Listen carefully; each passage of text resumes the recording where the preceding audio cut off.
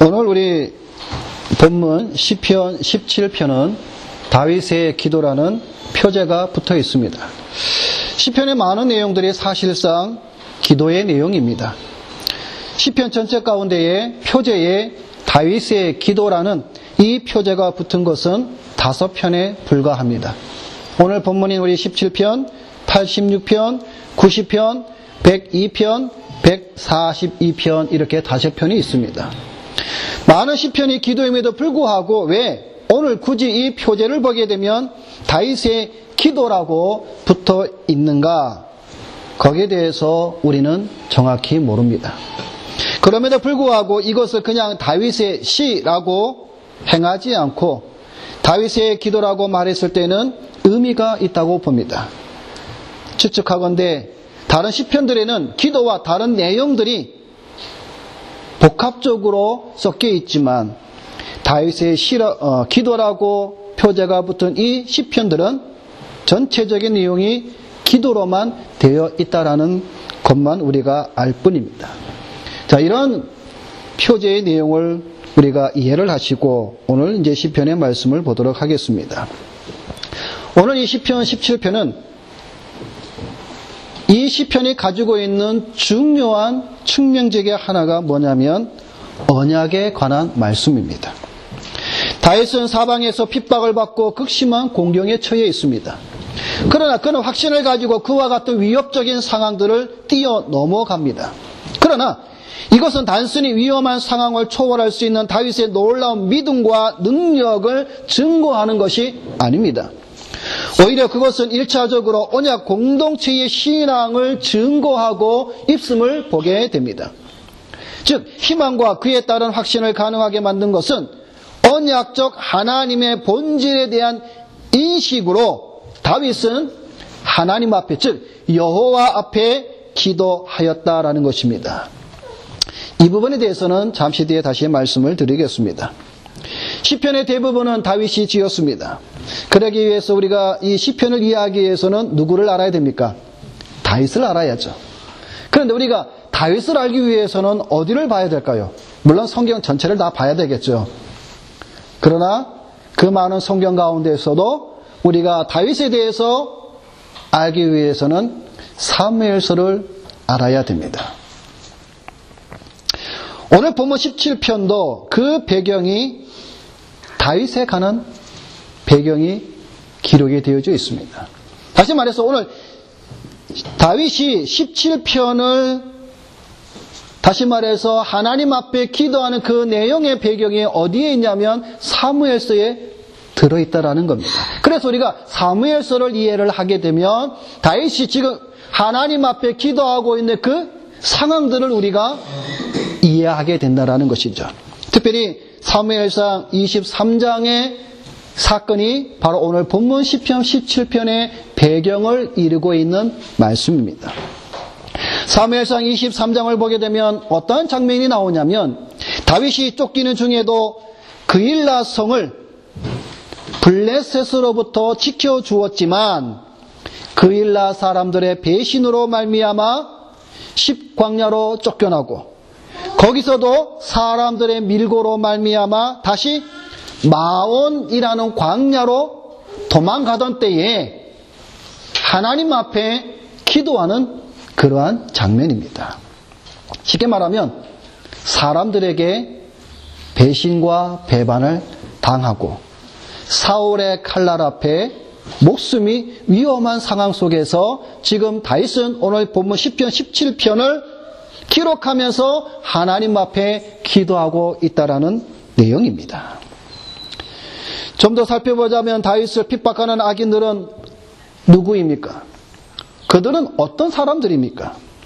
오늘 우리가 읽은 이 본문 시편 17편에 10절부터 12절에 보면 그들에 대해서 적나라하게 표현을 해주고 있습니다.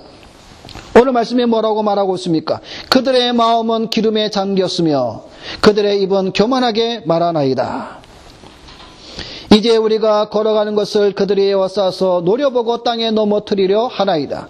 그는 그 움킨 것을 찌질하는 사자 같으며 은밀한 곳에 엎드린 젊은 사자 같으니이다 라고 말하고 있습니다. 악인들에 대해서 4가지로 표현하고 있습니다. 첫째는 그들의 마음은 기름에 잠겼다라고 말을 하고 있습니다. 여러분, 이게 무슨 표현일까요? 이 표현은 마음이 굳게 닫히다 또는 마음을 닫아 버리다라는 의미입니다. 다시 말해서 악인들은 선행이나 긍휼을 베푸는 데 있어서 마음이 굳어져 버린 상태를 지금 다윗이 표현하고 있는 겁니다. 두 번째는 그들의 입은 교만하게 말하고 있다라고 표현합니다. 세 번째로 그들은 애워싸고 땅에 넘어뜨리려 한다라고 말하고 있습니다. 이 말은 직접적으로 어떤 의미냐면 악인들이 집중하여서 다윗을 땅에 내던져 버린다라는 의미입니다. 이것은 사자가 먹이를 잡아먹기 위한 1차 행동을 가리키며 원수들의, 즉 악인들의 잔악한 모습을 표현하고 있는 것입니다. 이것은 오늘날 우리 신자들에게도 동일하게 해당되시죠. 아까운스 마귀사자들은 오늘날 우리 신자들을 애워싸고 넘어뜨리기에 혈안이 되어 있는 것이죠.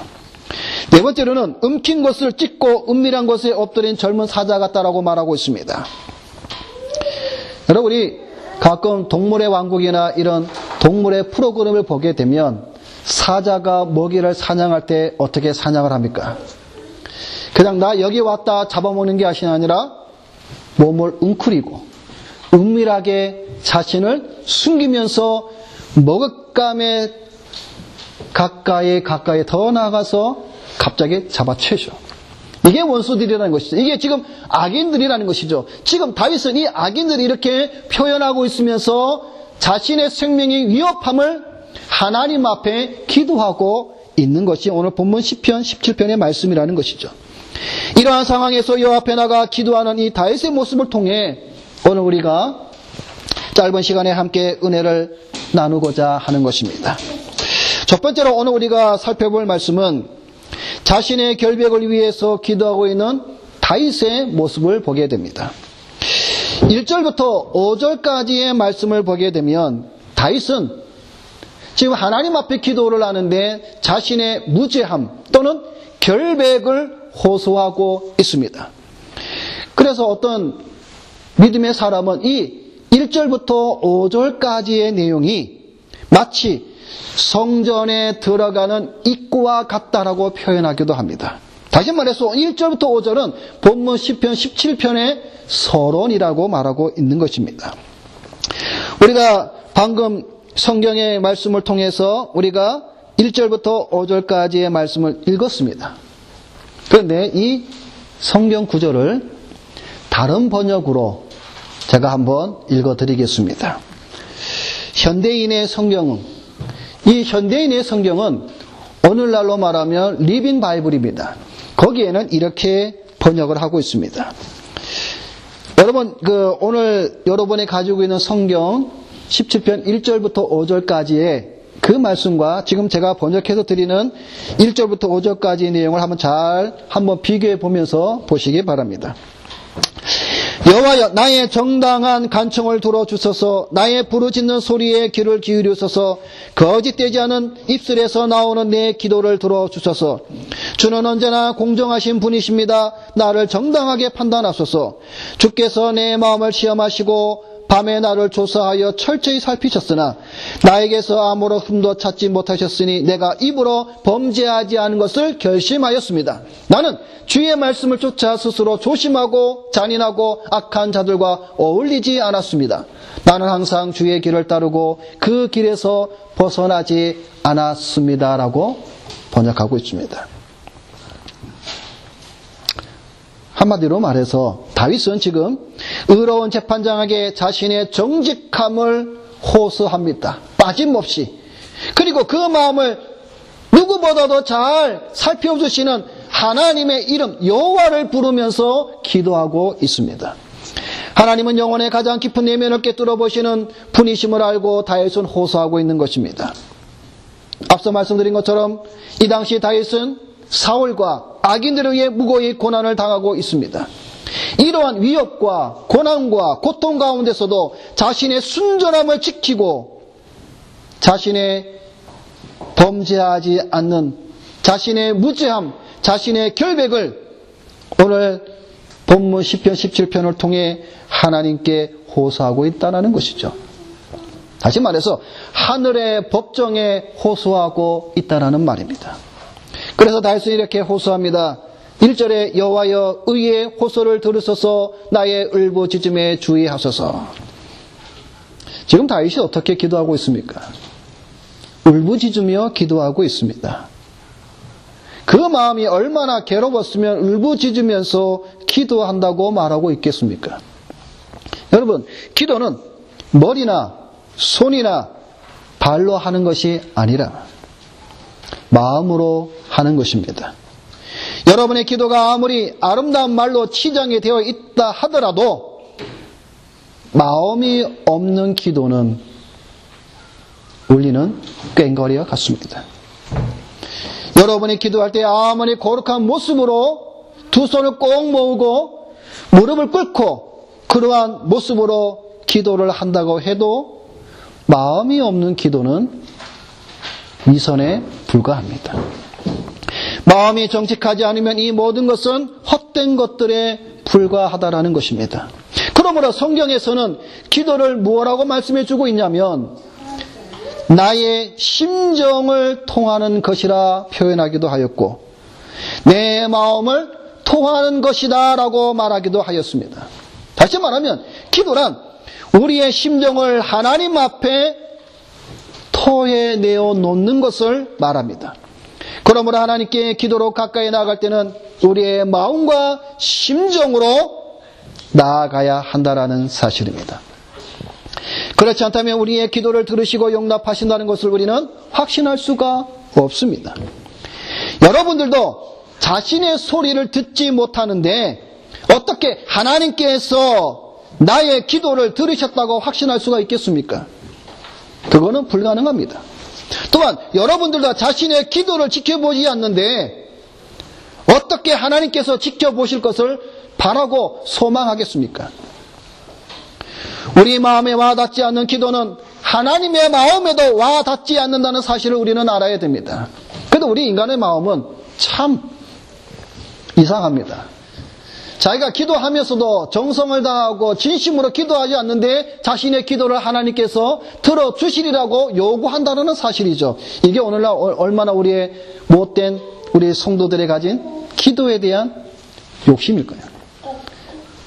중언부언하면서 무슨 말로 기도하는지 모르면서 하나님께 자식의 기도가 응답해 달라고 요구하는 그러한 심보는 참으로 잘못된 심보임을 우리가 분명히 알아야 됩니다. 지금 다윗은 마음으로 심령을 찢으며 기도하겠다라는 것이죠.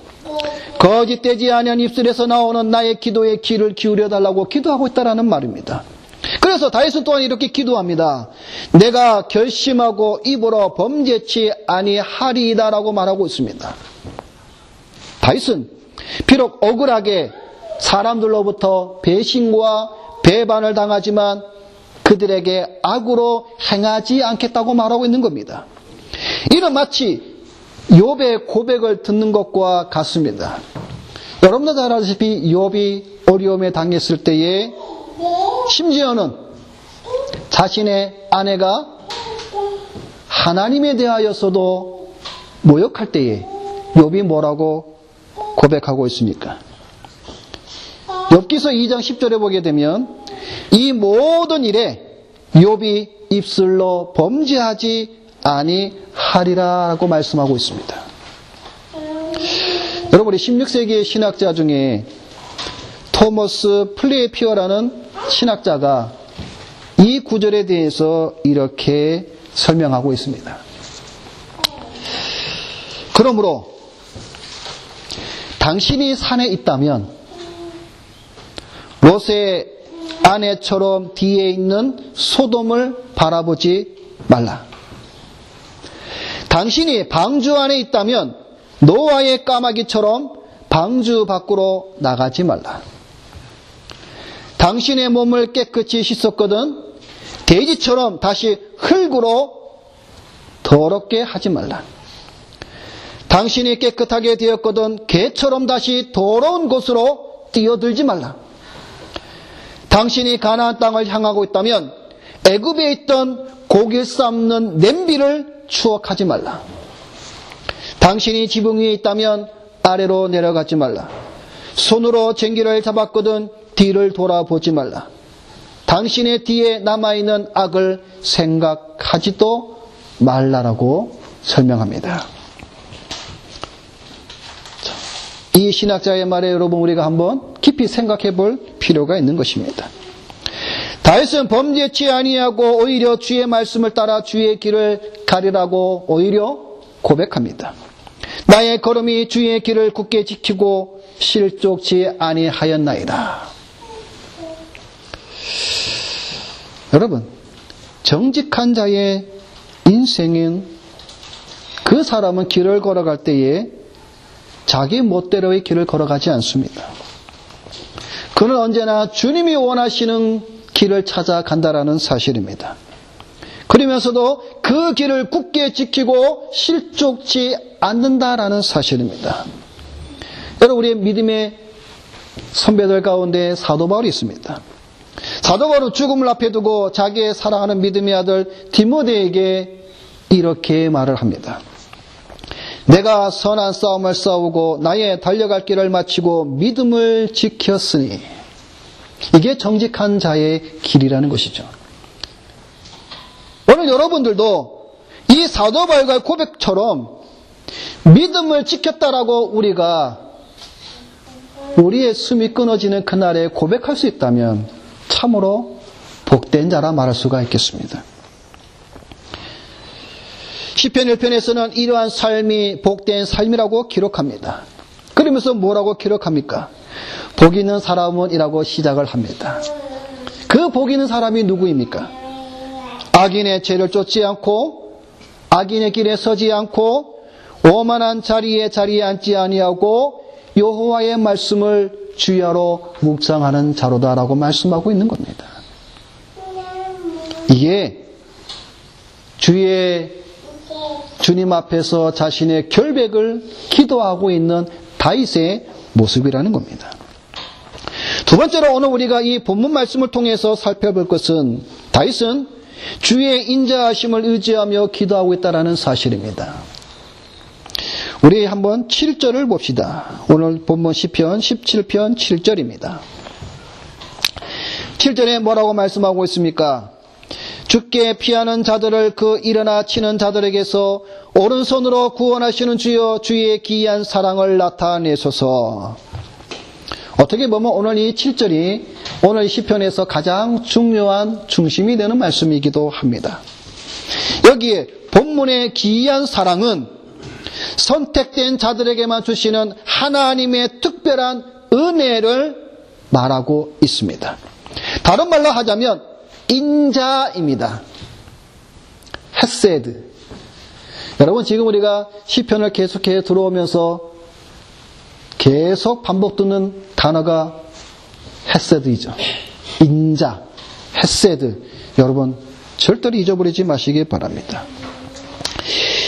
이러한 은혜의 현녀는 일반적인 은혜와는 사뭇 다릅니다. 이 은혜는 하나님의 언약적 사랑에 관한 용어입니다. 그래서 구약에서는 자비, 신약에서는 은총이라고 말할 수도 있습니다. 우리는 다윗이 지금 자신이 처한 위태로운 상황 속에서 하나님의 경이적인 능력에 의해서 구출될 수 있다는 신앙의 고백을 어디에 두고 있냐면 언약에 두고 있다는 것이죠. 다시 말해서 하나님의 인자하심의 그 근거를 삼고 있다는 것입니다. 다윗은 하나님의 인자하심, 즉 구원의 행적들을 통해서 명백하게 입증되어진 하나님의 언약을 계시의 그 무게를 거기에 두면서 기도하고 있는 겁니다. 자, 여기서 우리가 좀 더 중요한 게 있습니다. 여러분, 이 7절의 말씀이 어디에 뿌리를 두고 있냐면 출애굽기 15장에 뿌리를 두고 있습니다. 여러분, 출애굽기 15장에 어떤 내용이 나옵니까? 출애굽기 15장을 보게 되면 모세의 노래가 나옵니다. 모세의 노래는 다시 말해서 모세가 출애굽 15장에 무엇을 위한 노래를 하고 있냐면 여러분이 잘 알다시피 출애굽한 다음에 모세가 노래하는 내용입니다. 이스라엘이 출애굽할 때에 지은 노래, 다시 말해서 애굽에서 바로에서 구원받은 것에 대한 찬양을 내용하고 있습니다. 이스라엘 백성들과 함께 구원의 하나님, 홍해의 기적을 이루신 하나님을 다윗은 노래하고 있습니다. 거기에 보면 그분은 이스라엘의 하나님이시며 신중의 신이시며 이스라엘 백성을 위해 싸우시는 전사입니다라고 말하고 있습니다. 모세의 승리의 창가는 여호와께서 바다에서 바로와 그의 백성들을 누르고 승리하셨다는 것을 찬양하는 것으로 말하고 있습니다. 오히려 그 이상의 것을 노래하고 있습니다. 여호와께서 바다에서 하신 일이나 그 위에 광야나 가나안이나 예루살렘에서 행하신 일들을 경축하는 것뿐만 아니라 여호와 하나님을 송축하고 있다라는 겁니다. 근데 여러분, 이 출애굽 15장의 모세의 노래는 신명기 32장에도 나옵니다. 승리의 계가를 노래하고 있습니다. 다시 말해서 모세의 노래는 단순한 노래가 아니라는 것입니다. 여기에 더 중요한 의미가 있습니다. 이 모세의 노래는 어디에 마지막에 나오는지 아십니까? 요한계시록에 나옵니다. 요한계시록 15장에 다시 언급이 됩니다. 자, 여러분이 요한계시록 15장을 한번 봅시다.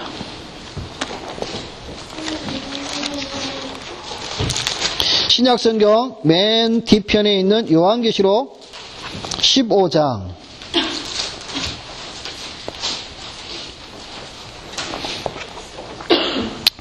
자, 3절, 4절.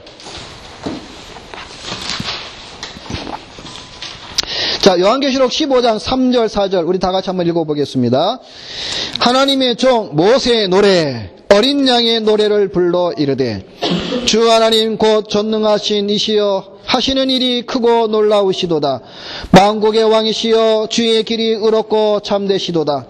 주여 누가 주의 이름을 두려워하지 아니하며 영화롭게 하지 아니하오리이까 오직 주만 거룩하시니이다. 주의 의로우신 일이 나타났음에 만국이 와서 주께 경배하리이다 하더라. 아멘. 하나님의 백성이 내세까지 승리하고 들어갈 때에 대한 것을 예표적으로 노래를 하고 있는데 그 노래의 가사가, 말씀이 출애굽에 있는 모세의 노래라는 겁니다. 여러분, 요한계시록 15장은 어떤 말씀입니까? 7 대접의 환난에 대한 준비를 보여주고 있는 장면입니다. 1절을 보게 되면 7 천사가 7 재앙을 가졌으니 곧 마지막 재앙이라 라고 말하고 있습니다. 이제 하나님의 진노가 마치는 마지막 재앙이 남아있다라는 것이죠. 여러분, 우리가 요한계시록 보면은 인나팔 대접의 재앙이 있지 않습니까? 그렇죠? 마지막 재앙이 남아있다라는 것입니다. 그것이 바로 7 대접의 재앙입니다. 지금까지 앞서서 7 인과 7 나팔의 재앙이 극심했듯이 그 재앙 역시 무섭고 극심한 재앙이 7 대접의 재앙이 남아있다라는 겁니다. 그 재앙을 앞두고 요한은 지금까지 환난을 이겨낸 성도들의 환상을 보았습니다. 사도 요한이 바라보니 불이 섞인 유리바다 같은 것이 있는데 하나님의 보호자의 주변의 모습을 보여주면서 하나님의 심판을 상징하는 불이 강조되어 있는 유리바다, 그것을 보면서 그곳에는 짐승과 그의 우상과 그의 이름의 수 666을 이긴 성도들이 서 있음을 보게 됩니다. 다시 말해서 환난을 이겨낸 성도들이 유리 바닷가에 서 있는 모습입니다. 그들의 손에는 하나님의 검은고가 있습니다. 그들은 찬양을 하고 있습니다. 그 찬양은 하나님의 종 모세의 노래, 어린 양의 노래라고 말씀하고 있습니다. 이 모세의 노래는 이스라엘 백성이 하나님의 위대하신 능력으로 애굽을 쳐부수고 모세의 인도로 말미암아 출애굽하고 홍해를 건너고 바로의 군사들을 전멸시킨 하나님의 능력을 찬양하는 노래입니다. 한마디로 어떤 노래입니까? 구원의 노래입니다. 이 노래는 장차 이 모든 환난을 이겨낸 성도들이 부르는 노래입니다. 우리가 부를 노래라는 겁니다. 구원받은 것에 감격해서 찬양하는 노래입니다. 여러분 기쁘지 않습니까? 이스라엘 백성이 출애굽한 후에 홍해를 건너서 하나님 앞에 구원의 노래를 기쁨으로 부르는 그들의 그 이스라엘 백성들이 부른 그 노래를 장차 우리가 하나님의 보좌 앞에서 우리가 그 노래를 부르고 있다는 것을 여러분 우리가 이 말씀을 통해서 상상만 해도 여러분 기쁘지 않습니까? 이것은 바로 환난을 당한 성도들이 하나님의 능력과 은혜로 구원받은 것을 보여주고 있는 것입니다. 이러한 능력과 은총 앞에 구원받은 자들이 당연히 하나님께 경배를 드릴 것이며 심판자이신 하나님의 위엄 앞에 순종하지 않을 수 없다라는 것이죠. 이렇게 모든 사람들이 하나님께 순종하는 모습은 이 세상의 종말이 온 후에 궁극적으로 이루어질 것을 노래하고 있는 것입니다. 지금 요한계시록 말씀을 전하는 시간 아니기 때문에 우리가 잠시 그냥 모세의 노래에 대한 배경, 출애굽과 신명기와 요한계시록의 이러한 배경이 있음을 이 정도로만 이해하시고 우리가 다시 본문으로 돌아와서 시편 17편 7절과 출애굽 15장의 말씀을 비교하는데 특히 출애굽 15장의 11절부터 13절이 바로 이 7절과 연관이 되어 있다는 사실을 우리가 기억을 해두시면 되겠습니다. 자, 7절 시편 17편 7절 주께 피하는 자들을 그 일어나 치는 자들에게서 오른손으로 구원하시는 주여 주의 기이한 사랑을 나타내소서. 다윗은 하나님께서 자신의 기도에 응답해 주시려는 확신과 하나님께서 개인적인 출애굽 그 사건을 통해서 악인들로부터 구원해 주시기를 간구하는 그 근거를 다윗은 지금 출애굽에 대한 그 사건에 두고 있는 것입니다. 그것을 본 다윗이 이스라엘을 구원하신 하나님께서 자신도 구원해 주실 것을 다윗은 확신한다는 사실입니다. 이러한 언약적 주제는 8절에서 보다 구체적으로 말씀하고 있습니다. 여러분 시편 17편 8절을 봅시다. 뭐라고 말씀하고 있습니까? 나를 눈동자같이 지키시고 주의 나에게 그늘 아래 감추사라고 말씀하고 있습니다.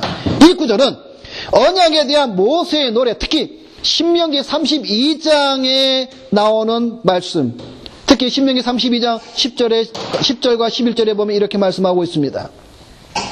여호와께서 그를 황무지에서 짐승이 부르짖는 광야에서 만나시고 호위하시며 보호하시며 자기의 눈동자같이 지키셨도다. 마치 독수리가 자기의 보금자리를 어지럽게 하며 자기의 새끼 위에 너풀거리며 그의 날개를 펴서 새끼를 받으며 그의 날개 위에 그것을 엎는 것 같이 그 모습을 지금 8절의 말씀이 어떻게 됩니까? 병행적으로 되어 있다라는 것이죠. 다윗은 자신의 백성들이 과거에 광야에서 보다 정확히 말하면 애굽의 시련들 속에서 경험한 것 같은 하나님의 보호를 간구하고 있다라는 것입니다. 언약에 근거하여서.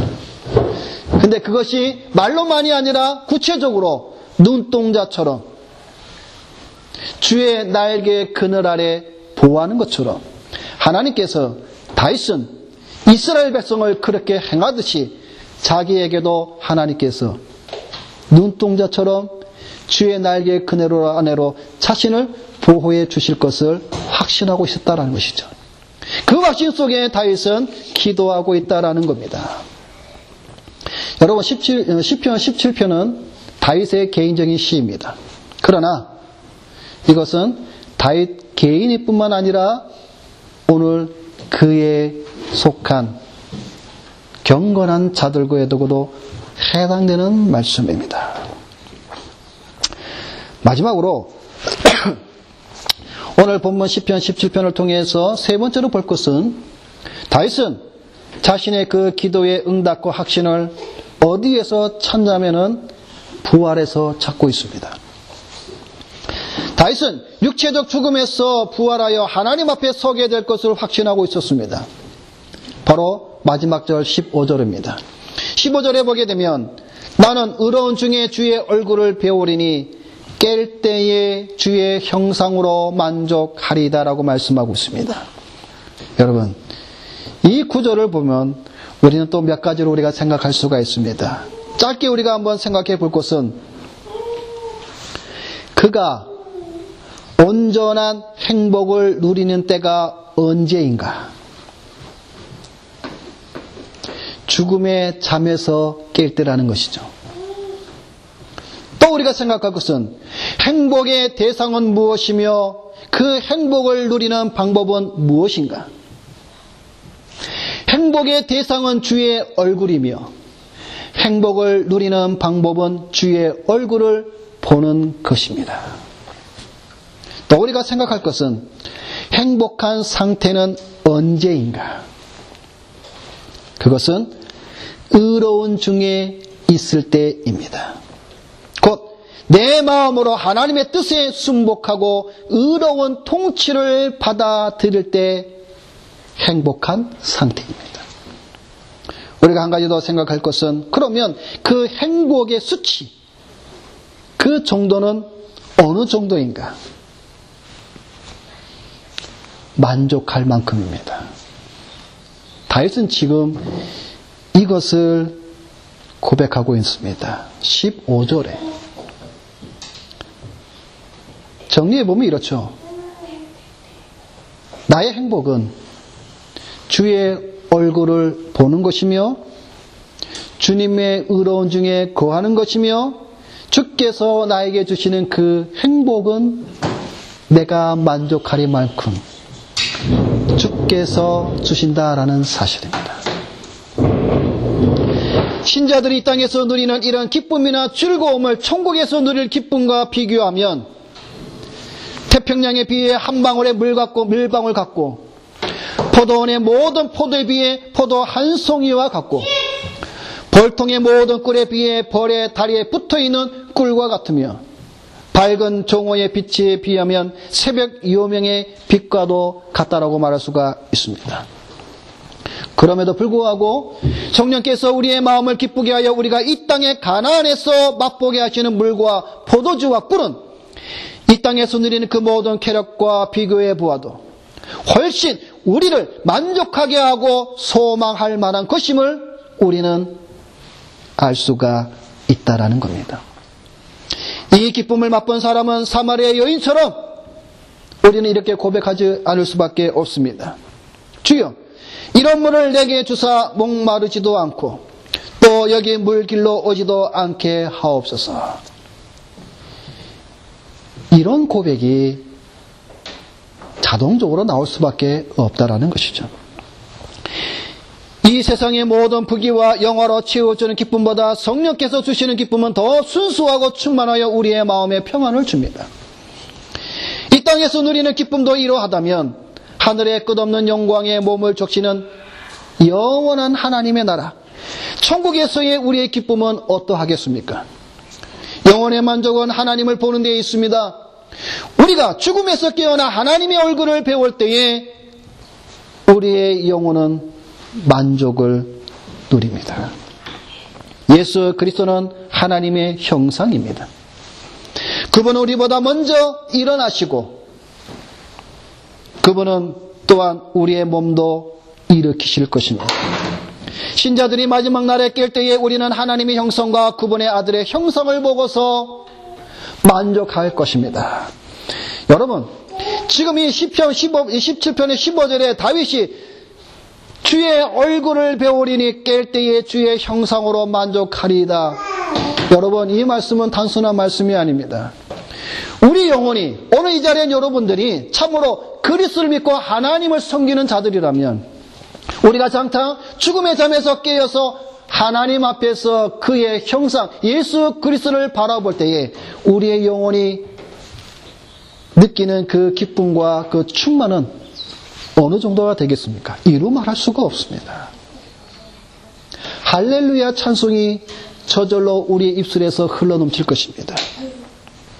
그런데 여러분, 세상 사람들은 이 땅에서 자신들의 배를 채우고 동물적인 쾌락에만 즐거워할 것입니다. 그것이 바로 14절에 다윗은 지적하고 있습니다.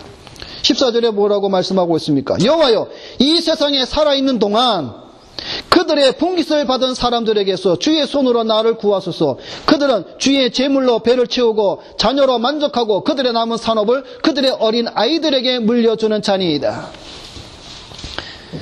여러분, 완전히 대조가 됩니다. 이 세상에 살아있는 동안 그들의 분깃은, 즉 세상 사람들은 세상에서 누리는 좋은 것들을 다 받아 누리고 살아갑니다. 그것이 그들에게 분깃입니다.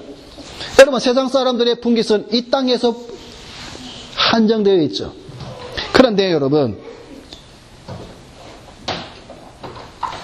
지금 14절에 그 썩어 빠지고 부패하고 영양가 없는 그 세상의 분깃을 자신뿐만 아니라 누구에게도 준다고 말하고 있습니까? 그들의 사고방식, 그들의 가치관, 그들의 생활방식이 그들의 자녀들에게까지도 유전된다고 말하고 있습니다. 무슨 말입니까? 그들의 어린 자녀들도 부모의 헛된 욕망과 자기 중심적인 세속적인 그런 삶을 보고 살아간다는 것이죠. 그러다 보니까 뭐예요? 죄가 계속해서 분깃 아닌 분깃으로 자녀들이까지 흘러가는 것이죠. 여러분, 이것은 참으로 비참한 모습이기도 합니다. 이런 의미에서 그들의 자녀도 또한 그들의 욕심의 한 부분이 될 것입니다.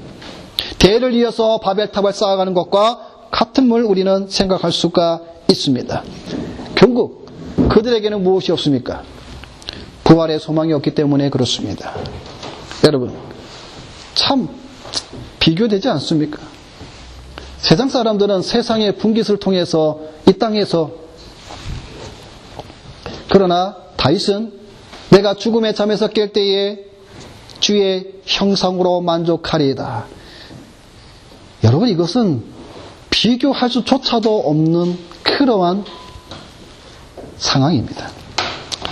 말씀을 맺겠습니다.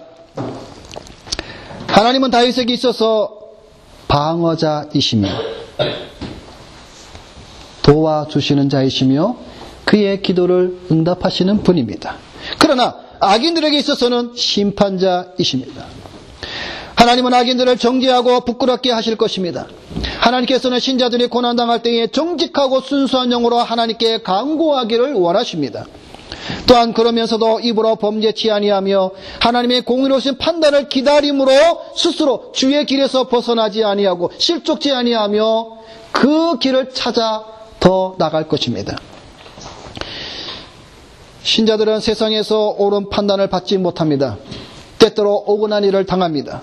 때때로는 멸시를 받고 수치와 조롱을 당하기도 합니다. 그때 우리 신자들은 하늘로부터 바른 심판을 받아야 한다라는 사실이죠. 그것은 언약의 하나님을 바라보며 기도하는 신자입니다. 하나님이여 내게 응답하시겠는고로 내가 불렀사오니 나의 기도를 들어주소서라고 고백한다라는 말입니다. 이렇게 기도하시는 우리 모든 다윗의 교회 성도들이 되시기를 주님의 이름으로 부탁을 드립니다. 기도하겠습니다.